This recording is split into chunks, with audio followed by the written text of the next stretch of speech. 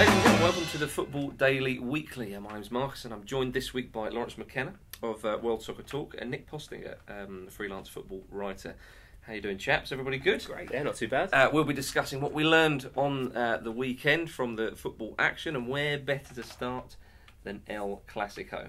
Laurence, what did you make of the proceedings there? Was not a Clásico, can you say that? I think you have.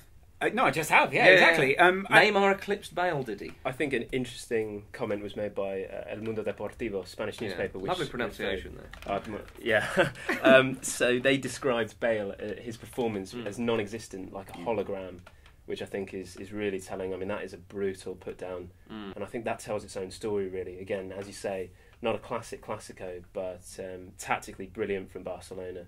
I think Tata Martino doesn't quite get the praise he deserves for what he's actually done with the side, how sort of resolute in defence, how solid he's made them. I think Bale looks so far just so off the pace. Laurence, a little word on Neymar and Barcelona. We talked a bit about Madrid there. He's settling in well, isn't he? Just, yeah. I think what they've done is they've managed to make him integrate, which is what Bale hasn't done with this Real Madrid team. And so there is another stark contrast there. Yeah. There are a lot of individuals for Real Madrid, and then there is very much a team at Barcelona. I think we've really got to end by saying, though, that this is not the be-all and end-all for Real Madrid. You know, give Ancelotti time and he will turn things around. And I think... I just want to say that as well as Barcelona are doing at the moment, and how well Neymar has integrated, Bale is a terrific player. Like, there's no doubt about it. And once he gets up to full fitness, he's not had a pre-season. Let's remember. I think it's going to be different. Well, that's right. Yeah. Back in the Premier League, Chelsea played Manchester City. They won 2-1, and one of the players at the centre of a lot of what was going on that day was Fernando Torres. Now, there's been talk of Torres. Is he back? Laurence, you're not sure he was even away. When was he gone? Nick, you're not convinced. Let's not paint me as anti-Torres. Nobody could hate a man. I love the guy, and I think on stats, on paper, it's almost like he's not been away. The thing with Torres is he's changed as a player. I wonder if the injuries have affected his acceleration, his burst of pace. And what we see now from Torres, particularly yesterday, I thought he was sensational in that game. But it's stuff that you often don't get praised for. It's the dropping deep. It's the collecting possession and recycling the play, keeping the ball ticking over. His use of wide areas now is works the channels. Is brilliant. He does. He works the channels fantastically. I think that's something that he probably was forced to learn in the season when he arrived at Chelsea and he was deployed on the wing from time to time. And obviously he was being slated in the press for it, but now I think it's paying dividends. Yeah, absolutely. Well, Torres, is he back? Was he even away? He's certainly here now. He's different, and we're enjoying it. And of course, arguably his best days in the Premier League, people would say, was at Liverpool. Well, at Liverpool at the moment they have Sturridge and Suarez.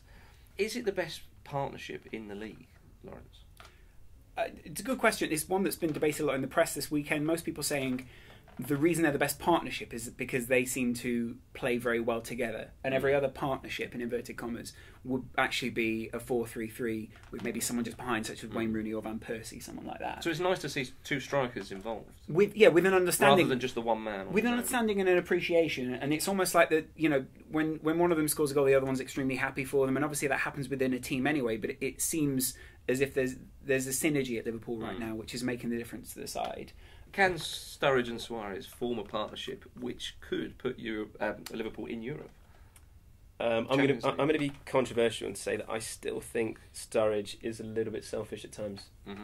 Now that he has basically been shown by Rodgers that he's going to be first team, he really needs to be looking up and feeding people like, obviously we've not seen him play in a trio with Coutinho yet, but I think when Coutinho comes in, perhaps even against Arsenal next week, and we see Sturridge, Suarez, Coutinho, that's going to be the mark where we see just how good this partnership can become into a trio, because I think those three need to be playing week in, week out if Liverpool want Champions League. Well, it'd be interesting to see where that goes anyway. Yeah, absolutely. We'll see what Liverpool can do with them this season. Manchester United, there was an upset at Old Trafford, they won. They beat Stoke City 3-2. Can we write Manchester United off for the title this season, Laurence?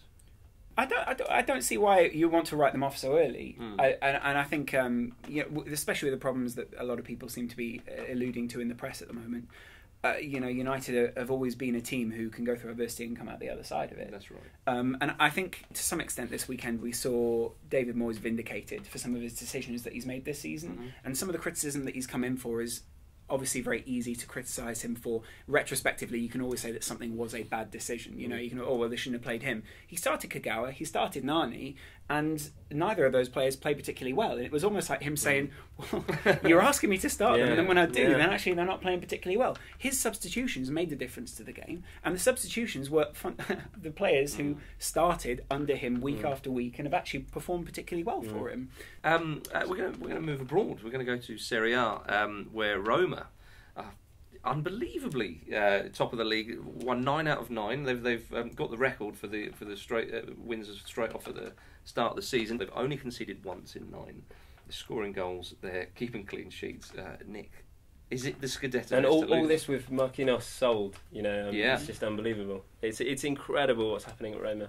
Rudy Garcia has come in and give the guy so much credit. I mean, he's doing brilliant stuff down there, and it's the way they're playing. It's more than anything, it's the renaissance of Totti. I think he's been really. Is he 37?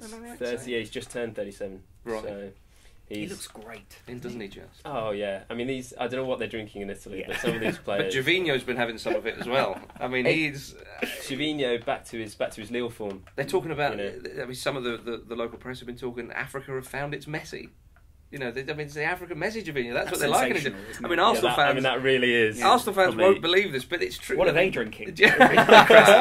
Well, they're keeping it from. They kept it from Gervinho, but he's doing wonderfully well there. Roma are playing some good stuff. Look, I wouldn't yet say that the Scudetto is Roma's to lose. I think there's a lot of work that needs to be shown over the course of the season. I think who they sign in January is going to be crucial, but they're up there, and that's something that I think a lot of Giallorossi fans at the beginning of the season wouldn't have imagined. Yeah, indeed. They've only won the league 3 times in their history, so could they make it 4th?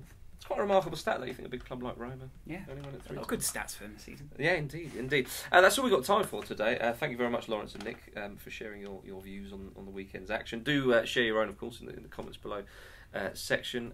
Thanks for watching. We'll be back on Wednesday to talk about the most underrated players currently plying their trade in Europe's leagues or beyond. So thank you very much, and we'll see you on Wednesday.